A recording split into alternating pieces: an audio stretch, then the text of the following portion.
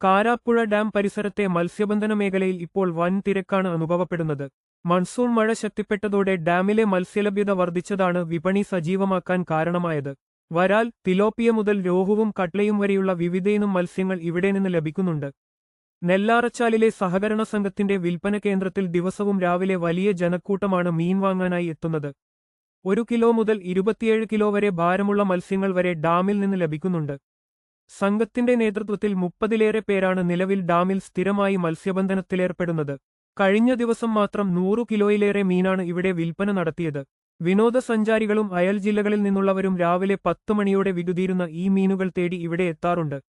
തലേദിവസം വൈകുന്നേരം കൊട്ടത്തോണികളിൽ വലയിടുകയും പിറ്റേദിവസം രാവിലെ 7:30 മീനുകൾ ശേഖരിച്ച് വിൽപ്പന കേന്ദ്രത്തിലെത്തിക്കുകയുമാണ് ചെയ്യുന്നത്. ഈ വർഷം 5 ലക്ഷത്തിലേറെ മത്സ്യക്കുഞ്ഞുങ്ങളെ ഡാമിൽ നിക്ഷേപിച്ചിരുന്നു. വില വിവരങ്ങളിലേക്ക് വന്നാൽ തിലോപ്പിയക്കും വരാലിനും 150 രൂപയും, കാരി, ചെമ്പല്ലി, കട്ല, രോഹു, മൃഗാൽ എന്നിവയ്ക്ക് 200 രൂപയുമാണ് വില. ആരലിന് 250 രൂപയും ഈടാക്കുന്നുണ്ട്. കൂടുതൽ വാർത്തകൾക്കായി ഞങ്ങളുടെ ചാനൽ സബ്സ്ക്രൈബ് ചെയ്യുക.